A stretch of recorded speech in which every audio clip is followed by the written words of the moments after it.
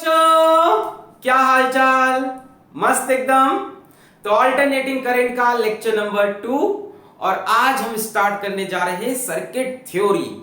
Circuit theory में क्या होगा कि ये जो ऑल्टरनेटिंग करंट है या ये जो ऑल्टरनेटिंग पोटेंशियल है, इसको हम अप्लाई करेंगे किसी रेजिस्टर में या किसी कैपेसिटर में या किसी इंडक्टर में, और उसके बाद कैसे चीजों को डील करना है ये चीज समझेंगे। आज के लेक्चर में तो हम प्योर रेजिस्टर में अप्लाई करेंगे, प्योर कैपेसिटर में और प्योर इंडक्टर में।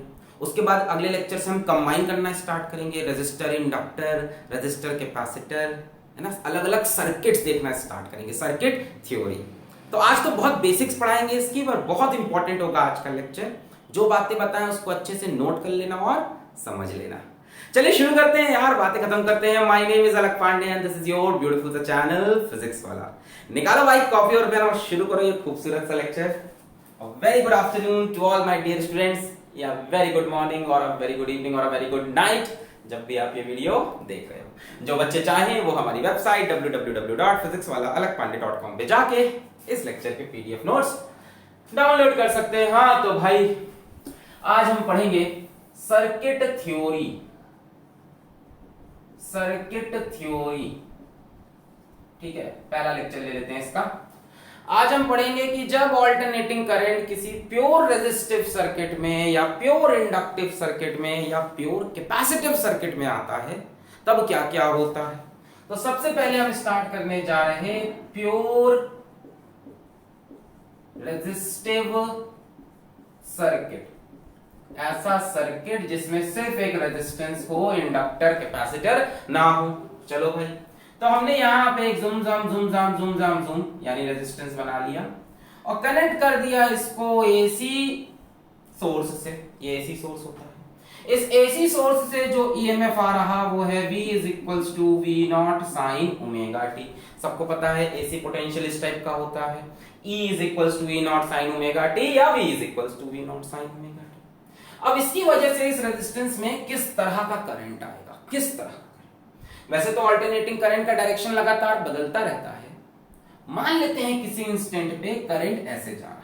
मैं फिर से बोल रहा हूं, अल्टरनेटिंग करंट का डायरेक्शन लगातार बदलता रहता है। एक बार इधर, एक बार इधर, एक बार इधर, एक बार इधर, एक सेकंड में 100 बार, अगर फ्रीक्वेंसी 50 है। खैर, हमने मान लिया किसी इंस्टेंट पे करंट इधर जा रहा है। इस इंस्टेंट पे हम इस सर्किट पे किरचॉफ लॉ लगाएंगे। किरचॉफ लॉ, ये बन गया हमारा क्लोज लूप। अब यहां से क्या लिखोगे V, और इसके लिए क्या लिखोगे minus I r is equals to 0। Kirchhoff law आता है भाई, करंट भी इधर, पाथ भी इधर, तो माइनस लिखेंगे, माइनस आई आर। अब यहां से हम लिख सकते हैं V is equals to I R, बड़ा सिंपल है। यहां से I is equals to V बटे आर, अरे बड़ा सिंपल था, रेजिस्टेंस में V पोटेंशियल लगाया तो V is equals to I are.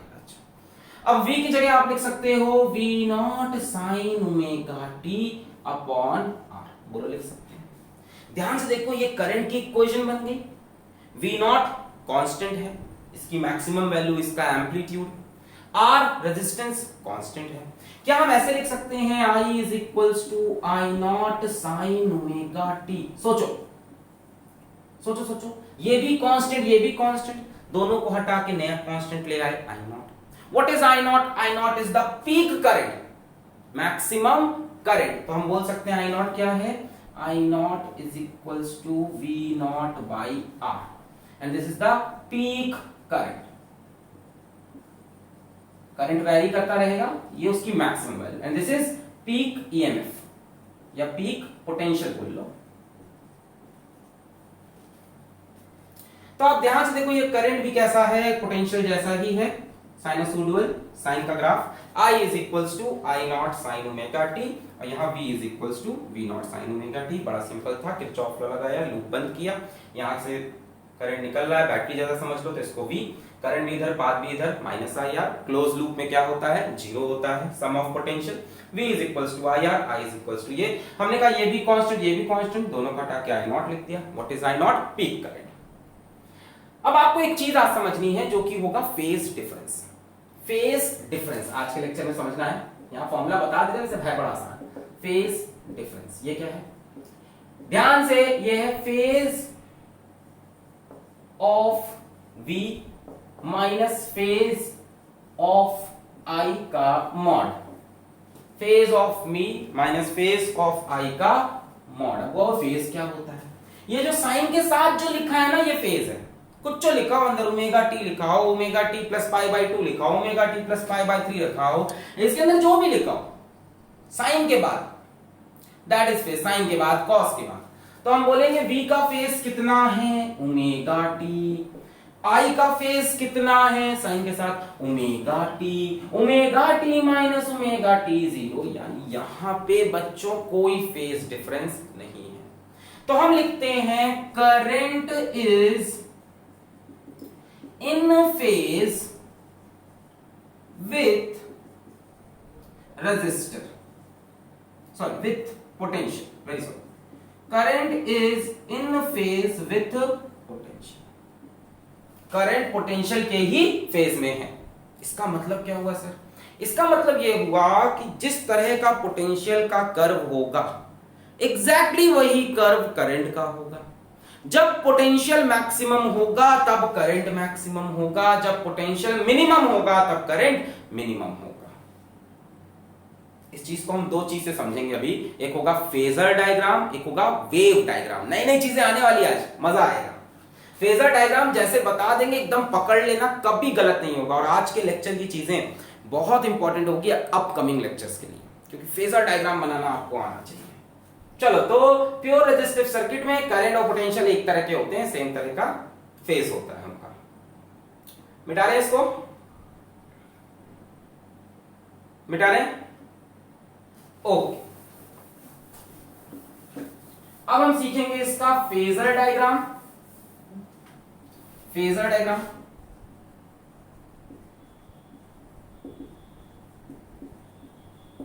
इसमें क्या करेंगे आप? इसमें आप यहां पे पहले बनाओ ऐसे, इस एक्सिस को बोल दो टाइम की एक्सिस। अब हम इसमें v प्लॉट करेंगे। क्या प्लॉट करेंगे? v। जरा v की इक्वेशन बताओ। v is equals to v naught sine omega T. मैंने कहा एक काम करते हैं, ऐसे एक एरो बनाते हैं v नॉट,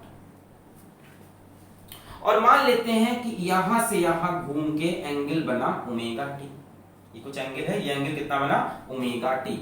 भाई साइन के साथ तो एंगल ही होता है ना कुछ, तो ये ओमेगा टी। अब सुनो सुनो, ध्यान सुनो, ध्यान सुनो। इस एरो का y एक्सिस पे प्रोजेक्शन, इस एरो का y एक्सिस पे प्रोजेक्शन, ये इस एरो का y एक्सिस पे जो शेडो बन रहा है, ये कितना होगा?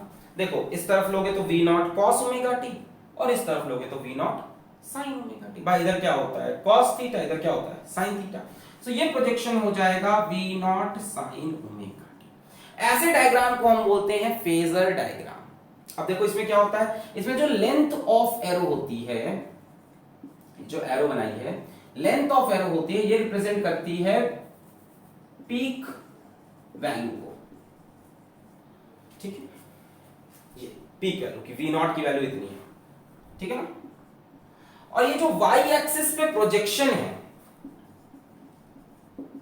प्रोजेक्शन ऑन y एक्सिस, ये रिप्रेजेंट करता है आपके किस चीज को? इंस्टेंटेनियस v को, कि v कितना है। ये रिप्रेजेंट करता है v is equals to v naught sine omega T, यानी किसको? इंस्टेंटेनियस वैल्यू को, इंस्टेंटेनियस वैल्यू।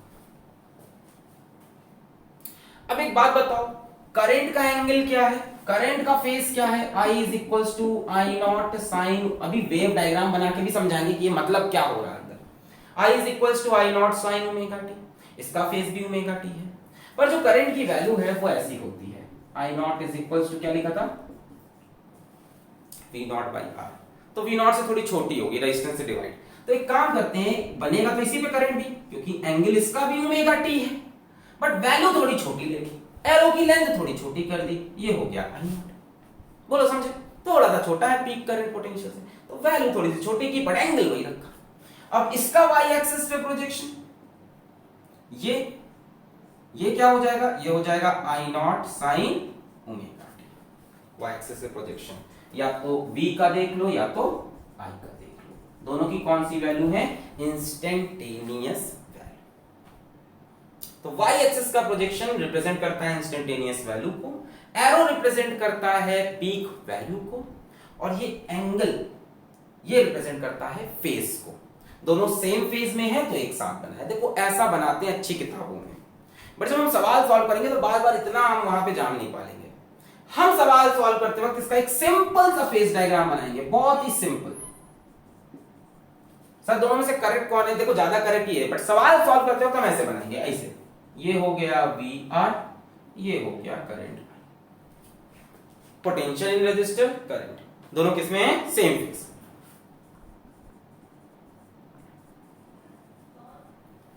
स्ट्रेट लाइन बना दिया, दोनों किसमें हो गए? Same phase. तो नोट करें इतना, फिर वेव डायग्राम बनाए इसका।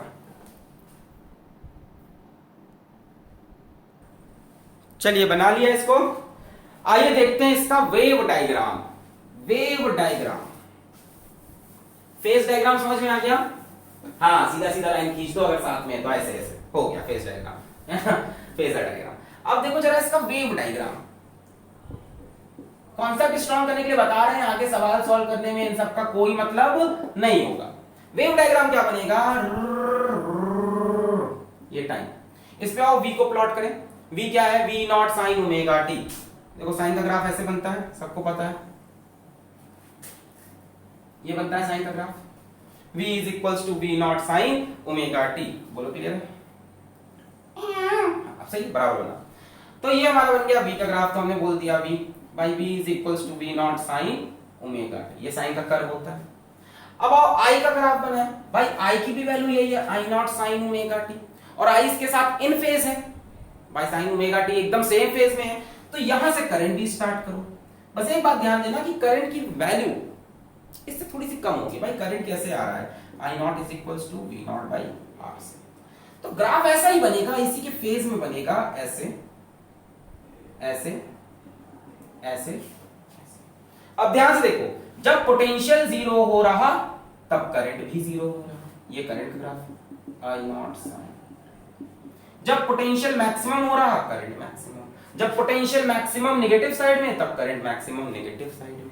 जब पोटेंशियल फिर से मैक्सिमम, करंट फिर से मैक्सिमम। बात समझ में आई? इसको बोलते हैं सेम फेज में होना। अब फील हो रहा है कि करंट और पोटेंशियल साथ साथ मैक्सिमा, साथ साथ मिनिमा अचीव करेंगे। किसमें? प्योर रेजिस्टिव सर्किट में। नोट कर लो।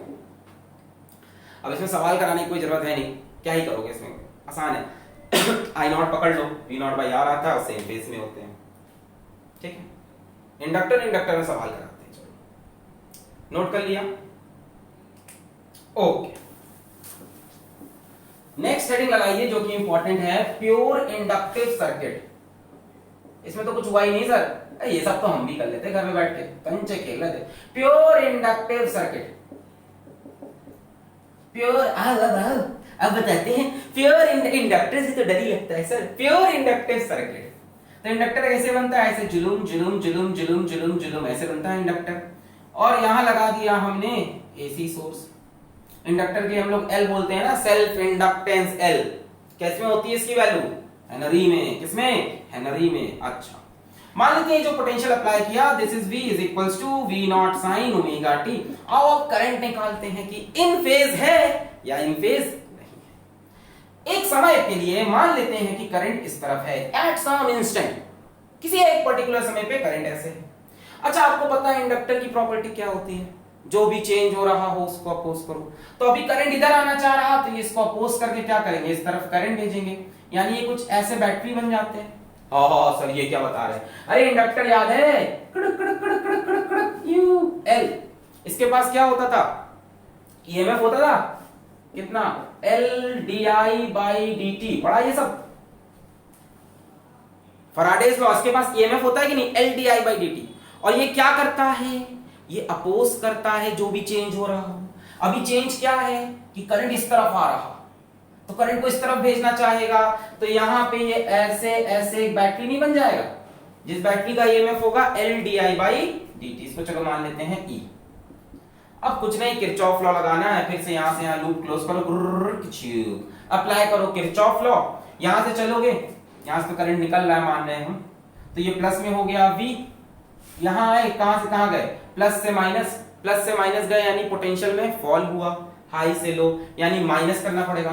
V minus E is equals to 0। कई लोग कह रहे हैं ये किरचॉफ लॉ कैसे लगाते हैं, तो आपको YouTube पे टाइप करना है और लिखना है किरचॉफ लॉ फिजिक्स 1। ये किरचॉफ लॉ लगाने का तरीका। लूप हमने क्लोज किया, यहां से देखो करंट आ रहा है तो इसको प्लस V लिया, और यहां पे हम कैसे क्रॉस कर रहे हैं, प्लस से माइनस। जब भी प्लस से माइनस जाते हैं तो माइनस करते हैं ना। बैटरी के केस में ये बैटरी की तरह है, ये इंडक्टर किसकी तरह है, बैटरी की तरह। हायर से लोअर तो माइनस, यानी हम लिख सकते हैं V minus L di by D T is equals to 0। यहां से हम लिख सकते हैं L di by D T is equals to V। यहां से हम लिख सकते हैं di is equals to V by L into D T. इसको हम आगे लिख सकते हैं di is equals to V की वैल्यू बताओ, V naught sine omega t, V naught sine omega t upon L into D T. यहां तक नोट करो, di मिल गया, I मिल ही जाएगा इंटीग्रेशन से। नोट करें पहले, प्योर इंडक्टिव सर्किट। सर क्या हो रहा है इसमें, कैपेसिटर में तो आसान था, डिवाइड कर दिया, तभी तो पढ़ा रहे हैं अलग से। प्योर इंडक्टिव सर्किट, इंडक्टर का काम क्या है, जो भी चेंज हो उसको अपोज करो। इसने यहां से इस इंस्टेंट पे करंट इधर भेजा, इसका नाम जो भी चेंज होगा उसको अपोज करेंगे, अपोजिट करंट बनाया, इंड्यूस करंट। और यहां पे एक बैटरी जैसा बन गया, इस बैटरी का ईएमएफ होता है LdI बाई dt। और इस तरफ क्यों बनाया पॉजिटिव, क्योंकि ये इधर से करंट निकालना चाहेगा, इंड्यूस करंट, इसको अपोज करने के लिए। उसकी हमको अभी डेप्थ में नहीं जाना। क्लियर है, किरचॉफ लॉ लगाया, यहां से करंट आ रहा था प्लस V, प्लस से माइनस तो माइनस। ये कहोगे यहां से करंट आ रहा मतलब, यानी इसको थोड़ा सा भी बैटरी की तरह इमेजिन कर सकते हैं ना, कि करंट यहां से निकला तो ये पॉजिटिव तो ये नेगेटिव। ठीक है, खैर यहां तक नोट करें, di is equals to V naught by L sine omega t dt। लिख लिया, आगे बढ़ते हैं। यहां पर di is equals to V naught by L sine omega t dt। एक काम करते हैं, इसको इंटीग्रेट कर देते हैं, दोनों तरफ इंटीग्रेट। अच्छा, di का इंटीग्रेशन करोगे कितना आ जाएगा, i di जोड़ोगे। V नॉट क्या है, पीक वैल्यू, कांस्टेंट चीज है। L क्या है, सेल्फ इंडक्टेंस की वैल्यू है, coefficient of self inductance, constant बाहर निकालो। I is equals to V naught by L integration of sin omega t। sin omega t का इंटीग्रेशन होता है माइनस cos ओमेगा t, और ओमेगा से डिवाइड भी करना पड़ेगा। बोलो यस और नो। अरे sin ओमेगा t का इंटीग्रेशन क्या आएगा, माइनस cos ओमेगा t, और फिर ओमेगा है तो उससे डिवाइड करना पड़ेगा। बहुत बढ़िया, अच्छा यार। अब बताओ जरा, क्या ये भी कुछ I नॉट y नॉट में बदलेगा क्या, कुछ बनेगा क्या sir. V naught by omega L छी minus cos omega T F. छी सर क्या हो रहा है ये, वो रजिस्टर वाला सही था। अरे बहुत आसान है, आज का लेक्चर एकदम पकड़ के चलो, अगले 2-3 लेक्चर में मजा आने लगेगा। V नॉट बाई ओमेगा, थोड़ा सा याद करना है, माइनस कॉस ओमेगा टी। अब मैं आपको एक नई चीज दिखाऊंगा, ध्यान से देखो। तो करंट भी थोड़ा बहुत हार्मोनिक, सिंपल हार्मोनिक टाइप का ही दिख रहा है। Sign omega T, cos omega T, ये सब अपनी एसएचएम की इक्वेशन होती है। होती है सर, मैं भी ऐसे बिहेव करूंगा, मुझे पता है एसएचएम क्या होता है। मैंने 11th में भले ही छोड़ दिया, थोड़ा बहुत तो पढ़ाई होगा ना। y is equals to a sin omega T. तो यार देखो, ये भी कुछ कुछ हार्मोनिक इक्वेशन बन गई है यार। इस चीज को मैं I नॉट लिख दूं तो काम बन जाएगा सर। लिख के बताइए, I is equals to minus I naught cos omega T. Sine में नहीं आया, साइन में नहीं आया, इसके साथ इन फेज नहीं है, ये साइन में नहीं आया। इन फेज होता तो I not sine omega T आ जाता। खैर अभी बात करते हैं कि इसको हटा के I नॉट लिख दिया क्योंकि अच्छा लग रहा है, क्योंकि अच्छा लग रहा है, और कोई बात ही नहीं थी। हमारा लिखने का तरीका यही होता है ना, I is equals to I not sine omega T cos omega T. अब ये जो I नॉट है, इसकी वैल्यू कितनी होगी, अब ध्यान से देखना, कुछ नई चीज आने वाली है, ध्यान से। ये जो I नॉट है, इसकी वैल्यू कितनी है, देख के बताओ, V naught by omega L। अच्छा, I नॉट की वैल्यू क्या V नॉट बाई R वगैरह होना चाहिए था कुछ। देखो I नॉट की वैल्यू क्या है, V नॉट बाई ओमेगा है। ये I नॉट तो V नॉट बाई R जैसा होना चाहिए, ये R जैसा ही है बच्चों। It's like resistance. अभी समझने के लिए, रिजेंबल ये रेजिस्टेंस से ही करता है। इसको हम बोलते हैं इंडक्टिव रिएक्टेंस। ओमेगा L को हम क्या लिखते हैं, इंडक्टिव रिएक्टेंस। ध्यान से, I not is equals to V naught by XL। Resistance का इक्विवेलेंट समझ लो इंडक्टर में। सर रेजिस्टेंस का इक्विवेलेंट ये नहीं, ये V naught by XL, R की जगह एक्सएल। देखो ध्यान से, V naught by omega L cos omega T, लग रहा था I is equals to I naught cos omega T जैसा, लिख डाला, इसको इसके इक्वल कर दिया। फिर हमने कहा नीचे कुछ रेजिस्टेंस जैसा होना चाहिए, तो हमने कहा है, इसका नाम है इंडक्टिव रिएक्टेंस। लिखें इंडक्टिव रिएक्टेंस। देखो आज नई नई चीजें मिलेंगी, फिर अगले 2-3 लेक्चर में मजा आएगा। इंडक्टिव रिएक्टेंस, इसकी वैल्यू कितनी है, ओमेगा एल। इसकी यूनिट क्या होगी, ओम। भाई इधर करंट लाना है, ऊपर पोटेंशियल है तो नीचे डेफिनेटली ओम ही तो होगा। एम्पियर कैसे आता है, वोल्ट अपॉन ओम से। एम्पियर कैसे आता है, वोल्ट अपॉन ओम से, तो इसको तो ओम होना ही पड़ेगा, यानी इंडक्टिव रिएक्टेंस की जो यूनिट है वो ओम ही है, तभी तो बोला लाइक रेजिस्टेंस। हाँ सर मजा आ गया। वहां पे क्या है, I not sine omega T, मस्त। यहाँ पे कुछ अलग आ रहा, माइनस भी आ गया साइन ओमेगा टी के इंटीग्रेशन से, और V not by omega L कुछ आ गया, उसको हमने आई नॉट बोला। हमने कहा देखो ये रेजिस्टेंस जैसा, तो इसको एक्सएल बोल लो, इंडक्टिव रिएक्टेंस। अब पता लगाएं ये इसके साथ इन फेज है कि नहीं, तो हम बता रहे नहीं है, पर आपको कैसे दिखेगा इन फेज का मतलब ये चीज सेम हो, एंगल वो तो सेम है, पर यहाँ पे यही अलग है, फंक्शन ही अलग है साइन और कॉस का। तो एक काम करते हैं, इसको कोशिश करते हैं साइन के फंक्शन में ले जाने की। क्या कोशिश करेंगे, इसको साइन के फंक्शन में ले जाने की, ठीक है, कोशिश करते हैं। इसको मिटा लें, ये लिख लिया इंडक्टिव रिएक्टेंस। अब हम कोशिश करेंगे इसको साइन के फंक्शन में ले जाएंगे। देखो जरा, I is equals to minus I naught, क्या मैं कॉस ओमेगा टी को साइन 90 माइनस ओमेगा टी लिख सकते हैं। Sine 90 minus theta is cos theta, sine 90 minus theta is cos theta. ये कॉस थीटा को मैंने साइन 90 माइनस थीटा लिख लिया। अच्छा, माइनस साइन साइन में अगर अंदर भेजे तो अंदर नेगेटिव चला जाता है, पढ़ रखा होगा आपने, sine of minus theta is equals to minus sine theta. तो ये माइनस साइन उठा के हम अंदर भेज सकते हैं, बस अंदर पूरा माइनस माइनस लगाना पड़ेगा। तो I is equals to I not sine omega T minus pi by 2।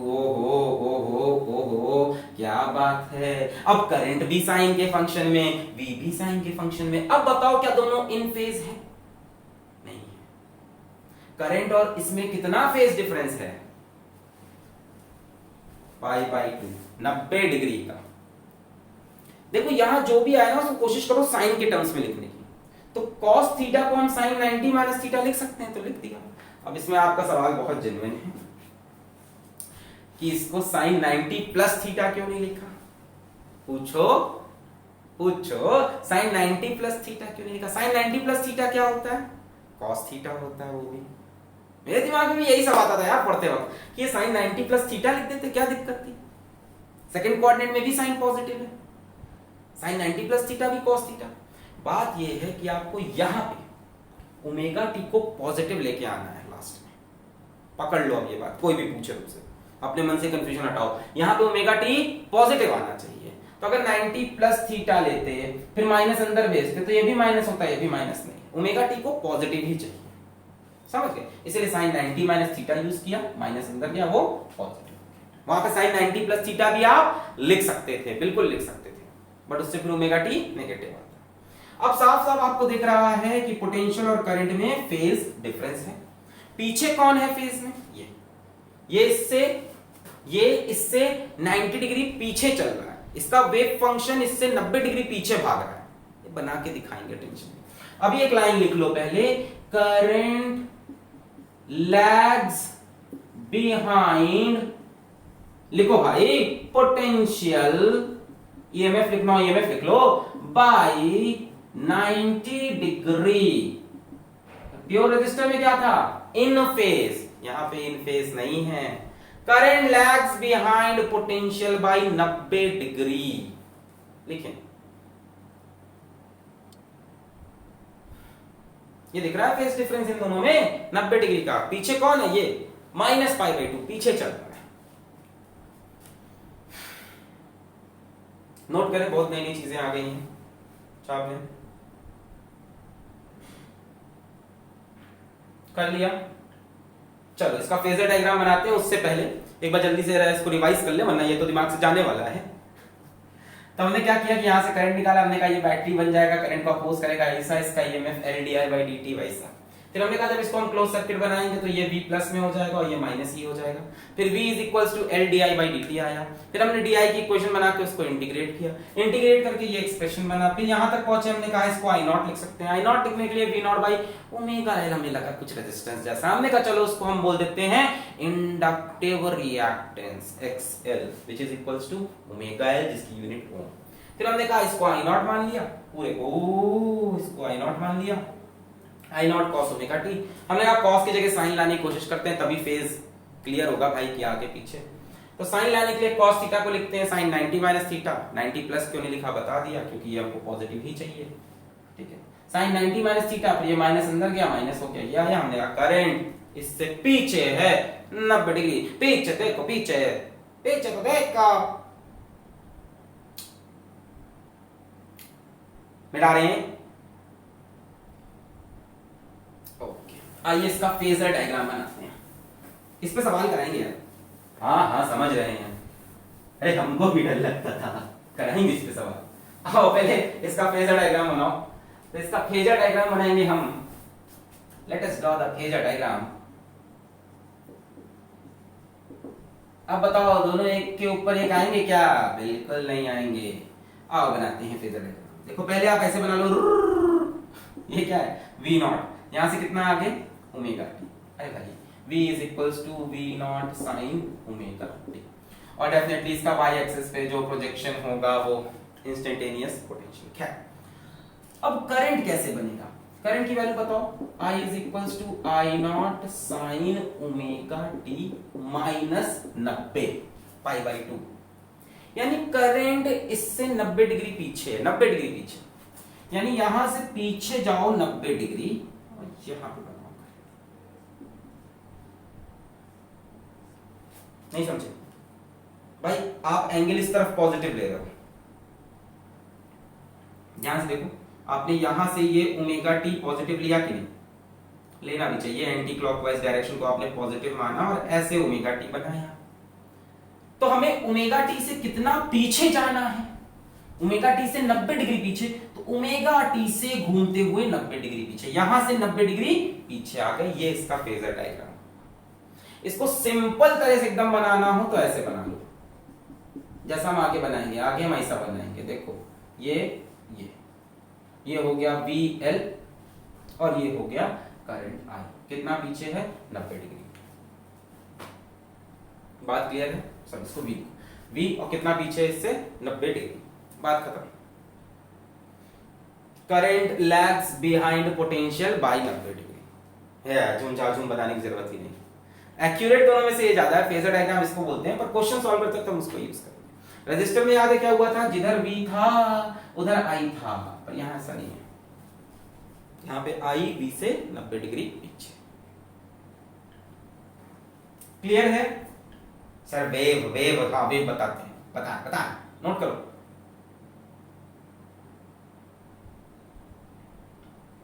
Okay,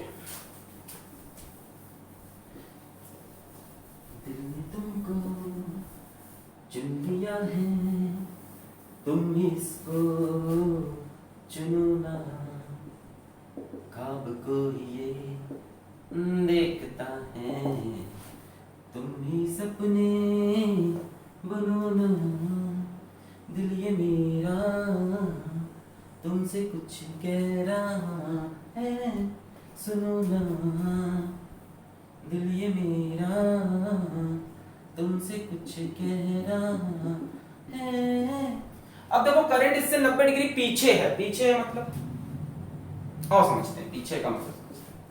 V is equals to V naught sin omega t, I is equals to I naught sin omega t minus 90 degree. एक बात बताओ, जब time 0 है तब दोनों की value बताओ। t को 0 रख दो, V की वैल्यू कितनी आएगी? 0, sin 0 is 0। t को 0 रख दो, ये कितना आएगा? सर ये कुछ आएगा, ध्यान सुनो, टाइम को 0 रखो, टाइम को 0 रखोगे तो ये कितना आएगा? 0 आएगा, सही है? टाइम की एक्सिस है, टाइम को 0 रखा, V की वैल्यू 0 है। यहां पे t को 0 रखो, ये तो चला जाएगा -9 बचेगा, यानी माइनस साइन 90 यानी -1। तो करंट की वैल्यू -I0 होगी। जब टाइम 0 रखोगे तो ये तो 0 हो गया, पर ये -90 यानी sign -90, minus sign 90 is -1 -I0, यानी इस टाइम करंट अपनी नेगेटिव मैक्सिमम पे होगा। समझ रहे हो? इससे 90 डिग्री पीछे है। जब ये मैक्सिमम पे पहुंचेगा तब करंट यहां पहुंचेगा। बात समझ रहे हैं? जब ये मिनिमम पे पहुंचेगा तो करंट उस टाइम मैक्सिमम पे पहुंचेगा।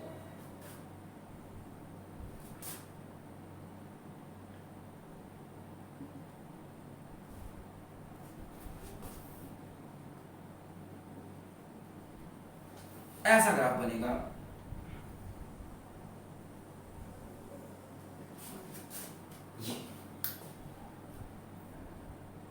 इससे 90 डिग्री पीछे है, वही साइन का ग्राफ, बट ये स्टार्ट इससे 90 डिग्री पीछे हुआ है। इसको आप माइनस कॉस का ग्राफ भी कह सकते हो। कॉस ग्राफ एक्सिस के ऊपर या नीचे से स्टार्ट होता है, ओरिजिन के ऊपर या नीचे से स्टार्ट होता है। कॉस ग्राफ ओरिजिन के ऊपर या नीचे से स्टार्ट होता है। नीचे से इसलिए हुआ क्योंकि ये माइनस कॉस का ग्राफ था, माइनस कॉस ओमेगा टी आ रहा था ना। देखो ये बन गया I is equals to I0 sine omega T minus pi. और भी वैल्यूज रख के भी कर सकते हो, बिल्कुल मना ही नहीं है, बट हमने बता दिया कि पहली वैल्यू चेक कर लो, ये 0 आ रहा है, टी रखने पे, टी रखने पे माइनस I0, उसके बाद साइन का कर्व ये भी है, साइन का कर्व ये भी। तो जहां जहां ये मैक्सिमम वहां वहां करंट मिनिमम, जहां जहां पोटेंशियल मिनिमम वहां वहां करंट मैक्सिमम। ये इसमें इंपॉर्टेंट है। Current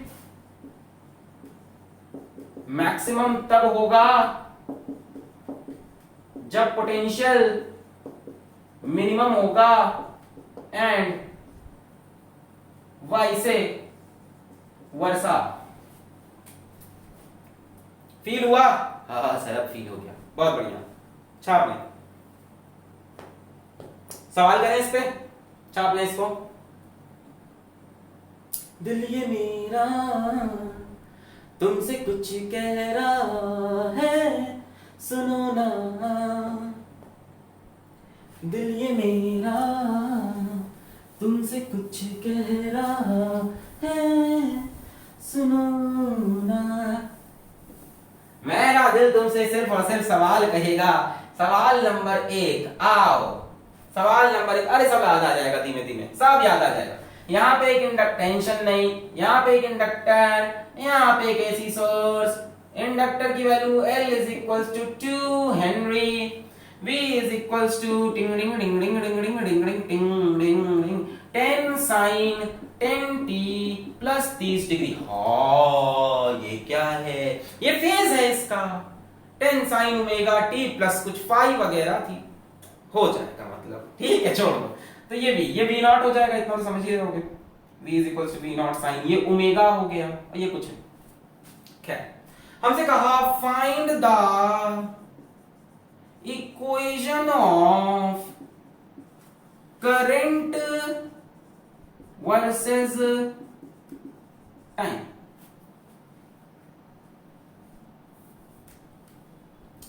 also calculate time pass सवाल IRMS। प्रीवियस लेक्चर में पढ़ा था I0/√2, वही। तो यार अब थोड़ा दिमाग लगाते हैं, अब ऐसा नहीं कि पूरा डिराइव करेंगे बार बार, ऐसे बेवकूफ थोड़ी ना है। अब यार हमने देखा इंडक्टर है तो करंट लैग करेगा 90 डिग्री, यानी करंट का फेज इसके फेज से 90 डिग्री पीछे है। तो अगर हम करंट की इक्वेशन लिखना चाहें तो हम लिखेंगे I इज इक्वल्स टू कुछ I0 साइन, इसका फेज पूरा उठा के चिपकाओ 10t प्लस 30 माइनस 90। सर यहाँ पे ओमेगा टी माइनस पाई/2 क्यों नहीं हुआ? वहां पे v की वैल्यू में सिर्फ ओमेगा टी था, यहाँ v का फेज पूरा ये है।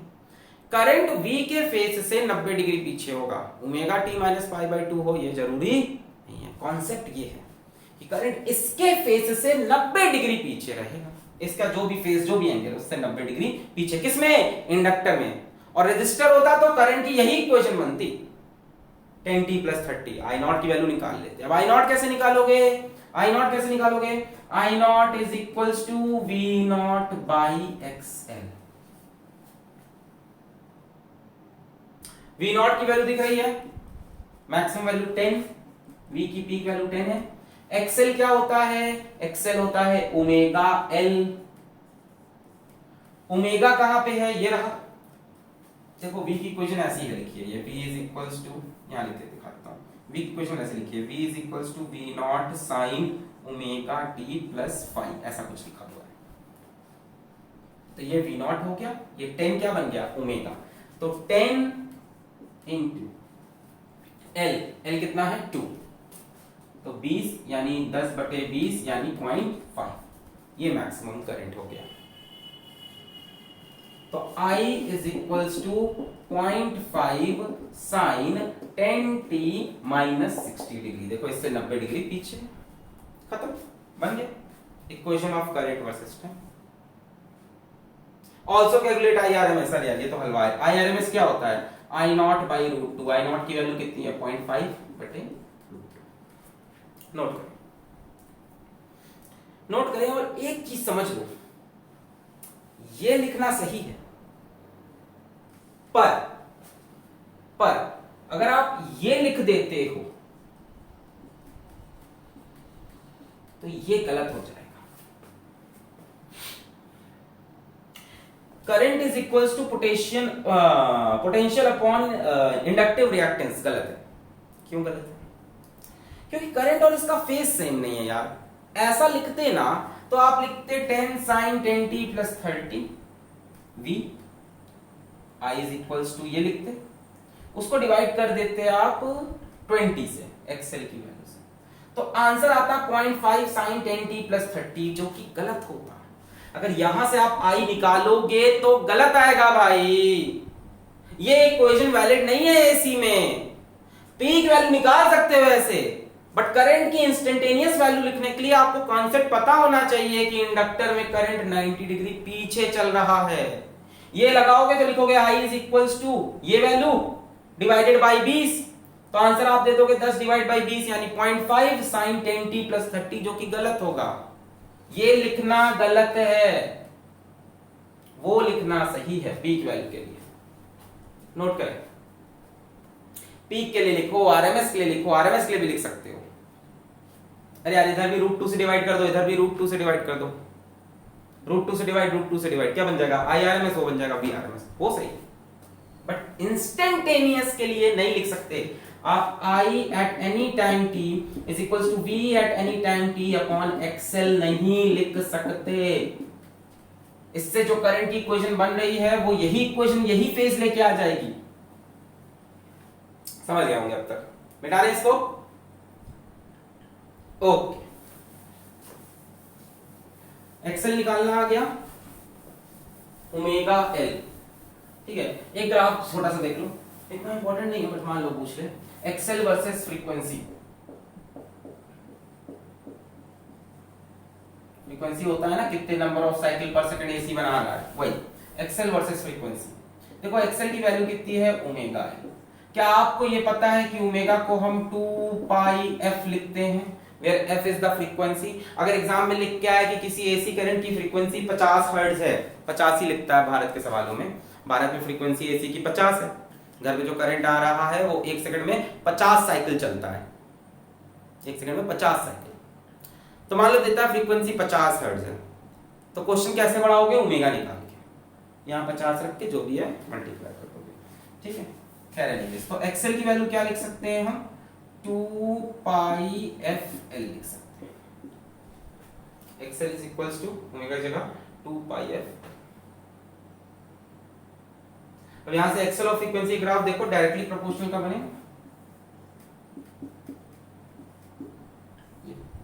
एक्सेल वर्सेस ओमेगा भी ऐसे ही बनेगा, डायरेक्टली प्रोपोर्शनल। बोलो सही, ओमेगा की जगह 2 पाई एफ एल लिख दो तो भी डायरेक्टली प्रोपोर्शनल। क्लियर है। तो जैसे जैसे फ्रीक्वेंसी बढ़ती जाएगी वैसे वैसे इंडक्टिव रिएक्टेंस की वैल्यू बढ़ती जाएगी। अच्छा मान लो हमारे पास कोई कांस्टेंट करंट हो, सही, ये सब बातें हम लोग पहले क्यों नहीं किया आज से आज तक, ये सारी बातें समझा रहे हैं। कोई कांस्टेंट करंट हो, जैसे हमने जितने भी बैटरी वाले सवाल किए सब में हमने कांस्टेंट करंट यूज किया था ना। बैटरी वाले जितने भी सवाल किए करंट इलेक्ट्रिसिटी में, इन करंट इलेक्ट्रिसिटी, क्या हमने कोई वेरिएबल करंट लिया था उधर? Constant current. अगर कोई कांस्टेंट करंट है बच्चों तो उसकी फ्रीक्वेंसी कितनी हो जाएगी? 0। अरे DC current, DC current, DC ले लो, चलो कांस्टेंट रखते हैं, डीसी करंट। सर डीसी तो वेरिएबल होता है, वेरिएबल होता है पर फ्रीक्वेंसी तो 0 होती है ना, क्रॉस तो करेगा नहीं। तो अगर आपके पास कोई कांस्टेंट करंट है, कोई डीसी करंट है, तो वहां पे फ्रीक्वेंसी कितनी आती थी? 0 आती थी। हम ये बता रहे करंट इलेक्ट्रिसिटी जब आपने पढ़ा तो ये चीज क्यों नहीं पढ़ी सिंपल भाषा में। तो जब आप करंट इलेक्ट्रिसिटी पढ़ रहे थे तो वहां पे करंट की फ्रीक्वेंसी 0 थी। जब करंट की फ्रीक्वेंसी 0 होगी बच्चों तो उस केस में एक्सेल भी कितना होगा? 0। तो वहां कोई इंडक्टिव रिएक्टेंस जैसी चीज बन ही नहीं रही थी, इसीलिए वहां पे इसको नहीं पढ़ा। जब बैटरी लगा दोगे सर्किट में तो इंडक्टिव रिएक्टेंस का कोई एग्जिस्टेंस नहीं होगा, क्योंकि हमारे सिलेबस में बैटरी कांस्टेंट करंट देती है जिसकी फ्रीक्वेंसी 0 होती है। तो बैटरी वाले सवालों में इंडक्टिव रिएक्टेंस का कोई लेना देना नहीं है जब तक वो एसी का सिंबल ना बना हो। छाप लिया? अब इसी में देखो एक हलवा से सवाल दे दो। क्या सवाल क्या है? 2 रुपीज क्वेश्चन। अरे पूछ लेता है, सवाल के बीच में कहीं आ जाएगा। ऐसे मान लो आपसे कह दिया find inductive reactance of an inductor L is equals to 2 Henry connected to an AC of frequency 50 Hz। बताओ क्या पूछा है? Inductive reactance XL is equals to omega. Omega की वैल्यू 2 पाई FL। 2 पाई फ्रीक्वेंसी की जगह रखी है 50, L की वैल्यू कितनी है? 2। खत्म। कितना हो गया? 200 पाई। यूनिट क्या होगी? ओम। देखा सवाल ऐसी बस बता रहे थे आपको कैसे निकालना है एक्सेल, फ्रीक्वेंसी दी हो तो 200 पाई ओम। समझ में आ रहा है? नोट करें। बहुत। तो ये समझ गए कि यहाँ पे करंट पीछे चल रहा है, I0 वगैरह निकालना पड़ेगा और तब सवाल बनाना पड़ेगा। हम आते हैं अपने तीसरे सर्किट एलिमेंट पे जो कि है प्योर कैपेसिटिव सर्किट। आज कॉम्बिनेशन नहीं ले रहे, अगले लेक्चर में कॉम्बिनेशन होगा। प्योर कैपेसिटिव सर्किट देखो जरा, ये हमने एक कैपेसिटर ले लिया, ये एक एसी अप्लाई किया, V is equals to we not sine omega T, इसका कैपेसिटेंस मान लो C। अब इसमें कैसे लिखें किरचॉफ लॉ वगैरह?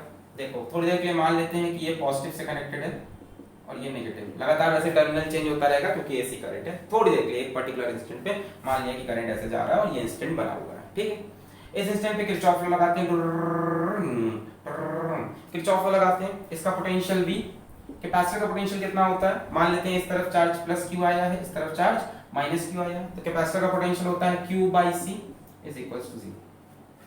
माइनस क्यों लिखा? क्योंकि यहाँ देखो पॉजिटिव से, जैसे वहां इंडक्टर में पॉजिटिव से नेगेटिव, यहाँ positive minus Q by C।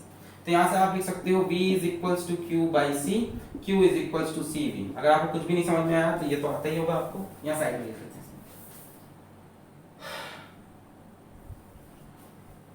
कहाँ लिखे? यहाँ V minus Q by C is equals to 0 लिखा, इसको V को पॉजिटिव, यहाँ से यहाँ गए नेगेटिव, इसमें पोटेंशियल डिफरेंस कितना होता है? Q by C।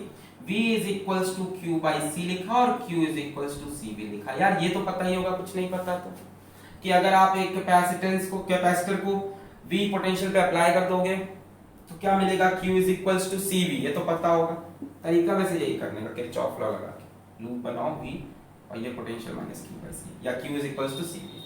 Q is equals to CV को आगे बढ़ाते हैं, V की वैल्यू पुट कर दो C V naught sine omega T. अब अपने को क्या चाहिए होती है? करंट की इक्वेशन। अपने को देखना है करंट इन फेज है कि फेज में नहीं है। यार करंट कैसे आएगा? चार्ज है, क्या करंट ऐसे आ सकता है, I is equals to dq by dt, yes आ सकता है। इसको डिफरेंशिएट कर दो, चार्ज को डिफरेंशिएट करो, CV not constant sin omega t का डिफरेंशिएशन cos ओमेगा t, साथ में एक ओमेगा से मल्टीप्लाई, डिवाइड नहीं करना, डिफरेंशिएशन करना है, और sin का differentiation plus cos omega t है, इंटीग्रेशन में माइनस हो, तो I इज इक्वल्स टू क्या आ रहा है देखो जरा, I is equals to omega C V naught cos omega T.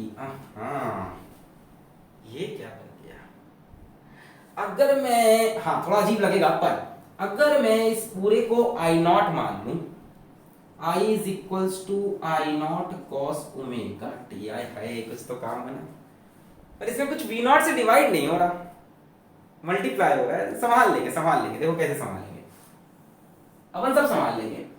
Late I not is equals to, इसी को माना, लिखो यही लिखो, ओमेगा सी वी नॉट। हम चाहते थे कि वी नॉट डिवाइड बाई कुछ रेजिस्टेंस जैसा दिखे, I not is equals to we not upon 1 by omega C, अपन ने दिमाग लगा दिया, इसको नीचे लाके 1 बाई ओमेगा सी लिख दिया, और ये 1 बाई ओमेगा सी कुछ रेजिस्टेंस जैसी क्वांटिटी लग रही है। I not is equals to we not by X C, zeta C बोल लो, ये है inductive capacitance, sorry capacitive reactance.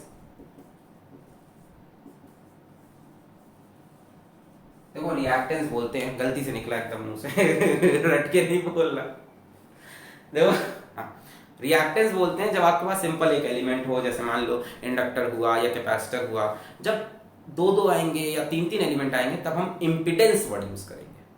सब रेजिस्टेंस जैसी चीजें हैं, देखो सिर्फ रेजिस्टेंस है तो रेजिस्टेंस बोल दिया, इंडक्टर आया तो क्या बोला हमने, इंडक्टिव रिएक्टेंस, कैपेसिटर आया तो कैपेसिटिव रिएक्टेंस, और अभी दो तीन आएंगे तब इंपिडेंस बोल देंगे। एनीवेज इसकी यूनिट क्या होगी, वही ओम की होगी भाई, ध्यान देखो, इधर एम्पियर इधर वोल्ट, तो नीचे डेफिनेटली क्या आना चाहिए, ओम, तभी तो आएगा ना एम्पियर। तो ये हमको मिल गया रेजिस्टेंस का इक्विवेलेंट कैपेसिटिव सर्किट, क्या XC। XC की वैल्यू कितनी है, 1 बाई ओमेगा सी, ध्यान से XC की वैल्यू कितनी है, 1 बाई ओमेगा सी। इसमें बच्चे बहुत गलती करते हैं, XC को ओमेगा सी याद कर लेते हैं, सब गड़बड़ हो जाता है, अरे यहाँ ओमेगा सी साथ में आया है, उसको नीचे भेजना पड़ेगा रे भाई। I नॉट की value V naught by XC, V naught by XL या V नॉट बाई R, आसान है, V नॉट बाई R में तो R होता है, V नॉट बाई XL में XL omega L, V naught by XC में XC is 1 by omega C।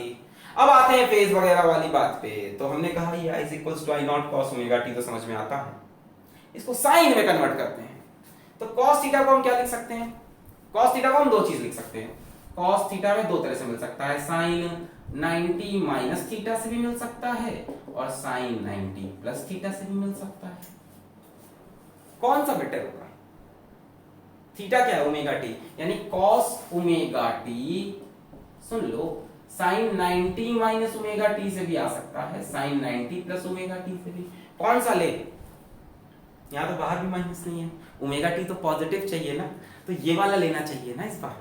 तो इस बार हमने लिखा I is equals to I not sine omega t plus 90 degree, बोला ऐसे लिख सकते हैं, या पाई बाई 2 लिखते हैं, sine 90 plus theta is cos. 90 minus क्यों नहीं लिखा, ये वाला लिखते तो ओमेगा टी नेगेटिव में होता, ये नहीं करना। अब बताओ क्या करंट और पोटेंशियल सेम फेज में है या डिफरेंट फेज में है, डिफरेंट फेज में है, करंट आगे हो गया इस बार, कितना 90 डिग्री,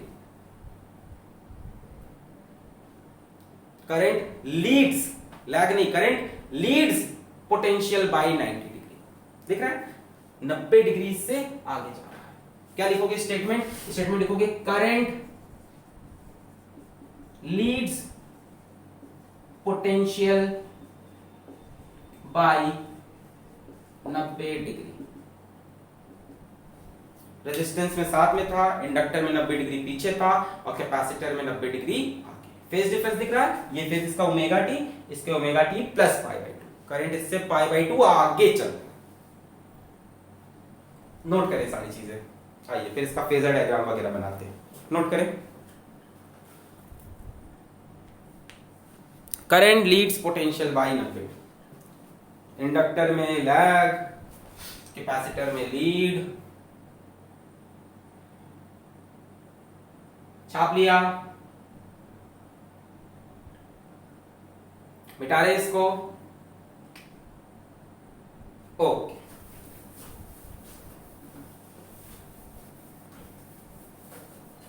आई नॉट की वैल्यू किससे आ रही है? वी नॉट बाई एक्ससी से आ रही है। एक्ससी क्या है हमारा? कैपेसिटिव रिएक्टेंस है। उसकी वैल्यू कितनी है? 1/ओमेगा सी। सवाल करते हैं इसका। आइए पहले हम बनाते हैं फेजर डायग्राम।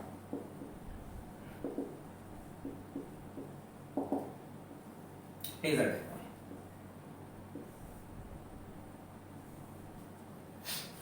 ये हमने बनाया वी नॉट, यहां से कितना आगे?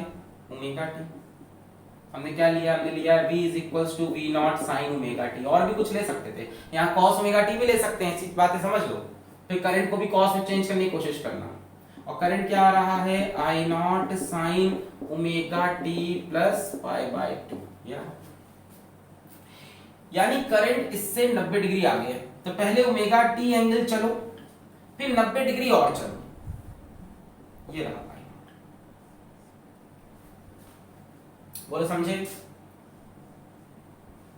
करंट के लिए देखो, v के लिए कितना चलना था? सिर्फ ओमेगा टी, काम खत्म। करंट के लिए ओमेगा टी भी चलो, फिर 90 और चलो। ओमेगा टी भी, फिर 90 और चलो। Current Leeds potential by 90 degree.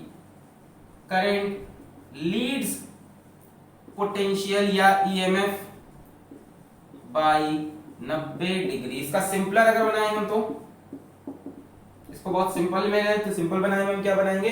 Simple बनाने में हम ऐसे बना देंगे, इससे करके। इस बार आगे कौन है? करंट। तो करंट को यहां बैठा लो, v को यहां बैठा लो, 90 डिग्री का डिफरेंस।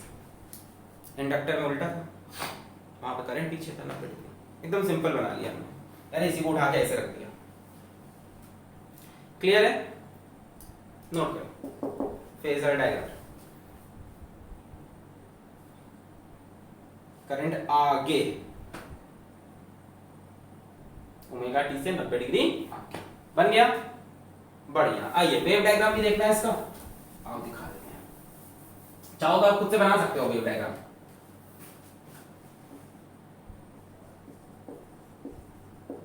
ये जनरल वेव डायग्राम है। जनरल मतलब पर्टिकुलर इक्वेशन, इस इक्वेशन का v is equals to we not sine omega t, इस वाली इक्वेशन का। अलग अलग इक्वेशन पे अलग अलग कहानी होगी। और i is equals to I not sine omega t plus π/2।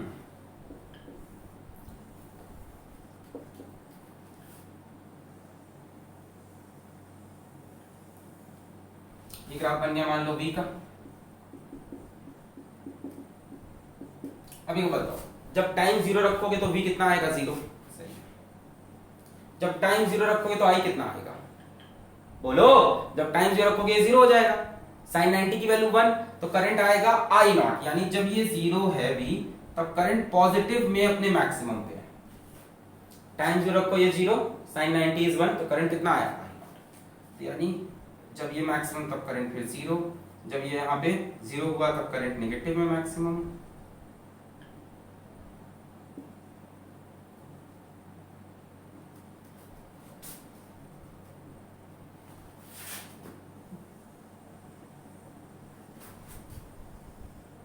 ये बनेगा ग्राफ।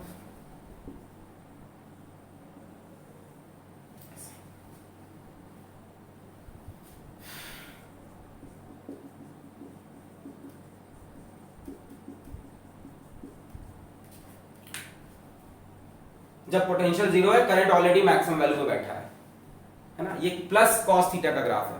प्लस कॉस थीटा का ग्राफ ओरिजिन से ऊपर, minus cos theta graph origin से नीचे से स्टार्ट होता है। बाकी बनने तो सब वही जुम जुम जुम जुम। क्लियर हुई बात? यानी यहां पे भी वो कहानी तो यहां पे भी है क्या, कि जब करंट मैक्सिमम है तब पोटेंशियल मिनिमम है। ये इंडक्टर में भी है और ये कैपेसिटर में भी है। क्लियर है? मिटा दें? ओके, आइए इसके सवाल करते हैं प्योर कैपेसिटिव सर्किट के। क्वेश्चन नंबर 1 सब आ जाएगा।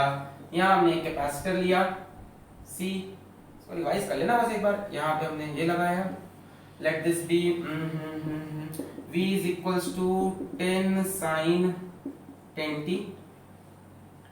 कैपेसिटर ले लेते हैं 2 microfarad. Find equation of current versus time. Calculate I average for full cycle, half cycle. ये सब आप पिछले लेक्चर में पढ़ चुके हो, फिर भी हम दे रहे हैं। ठीक है, और क्या निकालोगे? एक्सी तो निकालना ही पड़ेगा। चलो शुरू किया जाए। और शुरू करंट की इक्वेशन लिखेंगे। क्या लिखोगे? I is equals to I not, करो अच्छा ट्राई करो पॉज करके। इसको किससे कंपेयर कर लेना? इसको इससे V is equals to V not sin omega t से। देखो ओमेगा की वैल्यू हो गई, ये V नॉट की वैल्यू। कई बार सीधा फ्रीक्वेंसी दे देगा सवाल में, तो फ्रीक्वेंसी से ओमेगा बना लोगे ना 2 पाई f करके। किया जाए? चलो हम करने जा रहे हैं 1 2 3 4। I is equals to I not sin omega t plus pi by 2। तो I is equals to I not निकालना पड़ेगा। I नॉट की वैल्यू कितनी होगी बोलो? I not will be V naught by XC, यानी V naught by 1 by omega C। XL omega L था, ये 1 बाई ओमेगा C आ रहा था, याद है? तो I not is equals to V naught upon 1, V not की वैल्यू रखते हो। V नॉट कितना है? 10 अपॉन 1 अपॉन ओमेगा कितना है? 10, और C कितना है? 2 माइक्रोफैराड, यानी 2 into 10 to the power minus 6। 2 into 10 to the power minus 6। तो यहाँ से I नॉट कितना आएगा बोलो जरा? 10 दूना 20, ऊपर आके हो गया ये 200। 200 into 10 की पावर माइनस 20, ऊपर आके हो गया 200 into 10 की power minus 6। 2 into 10 to the power minus 4 ampere. This is peak current. यहाँ डाल दो 2 into 10 to the power minus 4 sine omega की वैल्यू कितनी है? 10t plus pi. आ गई करंट की इक्वेशन। और क्या पूछा है? I average for full cycle. ये आपने पिछले लेक्चर में पढ़ा था, फुल साइकिल का आई एवरेज कितना आएगा? 0। अगर ये साइन का ग्राफ है, कॉस का ग्राफ है, तो फुल साइकिल का एवरेज 0। और हाफ साइकिल का कितना होता था average current? 2I not by pi. ये सब पिछले क्लास में हमने आपको पढ़ाया था। 2I not by pi, half cycle का I नॉट की value 2 into 10 to the power minus 4 upon pi. Clear है? एक और सवाल करेंगे इसका। अच्छा, इसमें भी ये चीज याद रखना, ये नहीं लिखना I at t time is equals to V at t time divided by XC, ये गलत हो जाएगा। क्यों? समझ रहे हो ना प्रॉब्लम क्या है? करंट इसके साथ फेज में नहीं है। इक्वेशन खुद से लिखनी पड़ेगी 90 डिग्री पीछे करके। मिटा रहे? ओके, आज का लेक्चर बहुत बढ़िया से पढ़ के रिवाइज करके बैठना, तभी नेक्स्ट लेक्चर में बहुत मजा आएगा। नेक्स्ट लेक्चर में कॉम्बिनेशन होगा ना इनका, तो बहुत मजा आएगा। चलो एक सवाल और कर लो, फिर लेक्चर बंद करते हैं आज का। यहाँ एक कैपेसिटर लगा है C is equals to 5 microfarad का, और यहाँ पे एक AC सोर्स लगा दिया जिसका पोटेंशियल नहीं दिया। हमसे बोला किसी इंस्टेंट ऑफ टाइम पे जो करंट है वो है I is equals to 5 sin 50t plus 30 degree. Current दे दिया हमको, किसी इंस्टेंट पे करंट दिया है I, यहाँ पे करंट दिया है at some time I, which is equals to 50 sin 5 sin 50t plus 30 degree. हाँ चलो सही। Find V।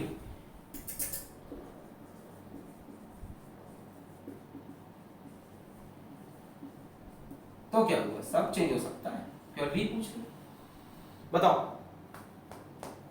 कैपेसिटर में कौन आगे होता है? करंट, यानी पोटेंशियल पीछे होगा।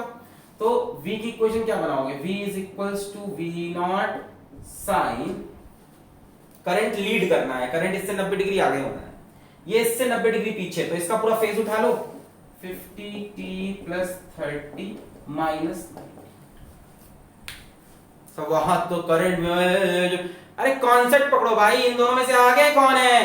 Current Leeds potential by 90 degree in capacitive circuit, in pure capacitive circuit. तो ये 90 डिग्री आगे होना चाहिए, तो ये उससे 90 डिग्री पीछे कर दिया। अब बताओ V नॉट की वैल्यू चाहिए, तो V नॉट की वैल्यू कैसे निकली, कैसे निकली? I नॉट की वैल्यू बोलो कितनी है, V नॉट बाई XC। यहाँ से V नॉट की वैल्यू कितनी हो जाएगी, I नॉट इंटू XC, यानी I naught into XC is 1 by omega C। I naught कितना दे रखा है, ये रहा I naught, I is equals to I not sine omega t, यानी 5, 1 बाई ओमेगा कितना रहा, ओमेगा t। अरे ये ऐसी इक्वेशन है, I is equals to I not sine omega t plus 5। तो ओमेगा की वैल्यू कितनी है, 50, और C कितना है, 5 into 10 to the power minus 6 microfarad है ना। 5 से 5 मर जाएगा, 10 की पावर माइनस 6 ऊपर ले आओ, कितना आ रहा, V naught is equals to 5 into 1 upon, ये हो गया I नॉट, ओमेगा हो गया 50 और C हो गया 5 इंटू 10 पावर माइनस 6। सही कर रहे ना, 5 से 5 कट गया, 10 पावर माइनस 6 ऊपर जाकर 10 पावर 6, इसको हम लिख सकते हैं 100 इंटू 10 की पावर 4 अपॉन 50, ये हो गया 2 into 10 to the power 4 volt V not की value. So V is equals to 2 into 10 to the power 4 sine 50t minus 60 degree. ये हो गई equation of V versus time. Clear है आज के लेक्चर में तीनों चीजें? क्या क्या चीजें हमने आपको आज बताई कि रेजिस्टर के केस में करंट और पोटेंशियल सेम फेज में, इंडक्टर के केस में करंट लैग्स बिहाइंड पोटेंशियल कितना, 90 डिग्री। अब जो भी पोटेंशियल दे रखा है उसके फेज को 90 डिग्री पीछे लिख दो करंट के लिए। और कैपेसिटर के केस में current Leeds potential by 90 degree, potential का जो भी फेज दे रखा है उस पर 90 डिग्री जोड़ दो। लिख दें एक बार इसको। सर्किट थ्योरी का फर्स्ट लेक्चर खत्म होता है। अगले लेक्चर में आप कॉम्बिनेशन देखोगे, आरएल सर्किट, आरसी सर्किट और एलसी सर्किट। वैसे प्योर एलसी बना नहीं सकते पर हम देखेंगे उसको। तो आज हमने क्या क्या देखा, प्योर रेजिस्टिव देखा, और क्या देखा, प्योर इंडक्टिव देखा, और क्या देखा, प्योर कैपेसिटिव देखा। ठीक है, अगला लेक्चर यहीं से स्टार्ट करेंगे। प्योर रेजिस्टिव में हमने क्या देखा, simple, if V is equals to V naught sin omega t, then I is equals to I naught sin omega t, and I naught is equals to V naught by R। और हम phasor diagram बनाए simple वाला, तो V ऐसे, I ऐसे। फिर हमने pure inductive circuit देखा, V is equals to V naught sin omega t, current lag करेगा 90 degree, I naught sin omega t minus pi by 2। I naught की वैल्यू चाहिए तो V naught by XL। XL की value क्या होती है, XL is equals to omega L। Omega क्या होता है, 2 पाई F। फेजर डायग्राम की बात करें तो करंट पीछे है, पोटेंशियल आगे है, तो ये रहा पोटेंशियल, ये रहा करंट, ये 90 डिग्री। फिर हमने बात की प्योर कैपेसिटिव सर्किट की। बताओ अपने आप बताते जाओ, बोलो। V is equals to V naught sin omega t, I is equals to I naught sin omega t plus 90 degree, current lead करता है। I naught की वैल्यू क्या होगी, V naught by XC, XC की वैल्यू क्या होगी, 1 by omega C। Phasor diagram बनाए तो करंट लीड कर रहा है, तो आगे करंट, पीछे पोटेंशियल, कितना, 90 डिग्री। तेज तो नहीं लगा, समझ में आया? बहुत बढ़िया। तो ये समरी थी, और इसी समरी से हम अगला लेक्चर अपना स्टार्ट करेंगे। फेजर डायग्राम बढ़िया से देख लेना और ये छोटे छोटे कॉन्सेप्ट आज पढ़ लेना। तो यहीं पे इस लेक्चर को हम करते हैं समाप्त। एक ग्राफ छूट गया मेरे से, छोटा सा प्यारा सा, XC versus frequency, XC versus frequency, छोटी सी बात, जैसे हमने एक्सएल वर्सेस फ्रीक्वेंसी लिया था, तो एक्सी वर्सेस फ्रीक्वेंसी और यहीं बना देते हैं की फर्क पैदा बाई ओमेगा को आप क्या लिख सकते हो, 1 बाई 2 पाई एफ सी। तो एक्सी वर्सेस फ्रीक्वेंसी का ग्राफ कहां बनाओ, एक्सी वर्सेस फ्रीक्वेंसी ग्राफ ये बनाते हैं। XL is equals to omega L, XC is equals to 1 by omega C, omega is 2 pi F into C. तो XC versus F का graph XC versus F का graph ऐसा बनेगा। देखो inversely proportional दिख रहा है, जैसे जैसे फ्रीक्वेंसी बढ़ेगी एक्सी घटता जाएगा। एक्सी वर्सेस ओमेगा ग्राफ भी यही बनेगा, इसको नोट कर लो। जब फ्रीक्वेंसी 0 होगी तो एक्सी इनफाइनाइट हो जाएगा, जब फ्रीक्वेंसी 0 रख दोगे डीसी केस में तो एक्सी इनफाइनाइट। नोट कर लो एक छोटी सी चीज शॉर्टली, एक्सएल डायरेक्टली प्रोपोर्शनल था और ये इनवर्सली प्रोपोर्शनल फ्रीक्वेंसी से। हाँ तुम्हें क्या बोला था, ऐसा ग्राफ बना के छोड़ देते हैं। XL is equals to omega L, omega is 2 pi F L, और मैंने कहा था कि फेजर डायग्राम, हाँ करंट लीड्स, तो ये रहा करंट, ये पोटेंशियल नंबर। तो यहीं पे इस लेक्चर को समाप्त करते हैं। इसको अच्छे से रिवाइज कर लेना कि कौन किस में लीड करता है, किस में लैग करता है, एक्सएल क्या एक्सी क्या, यही बातें थी। अब आसान लग रहा होगा। नेक्स्ट लेक्चर में इनको कंबाइन करेंगे और तब देखो क्या मजा आएगा। तो पढ़ाई करते रहें। All the very best.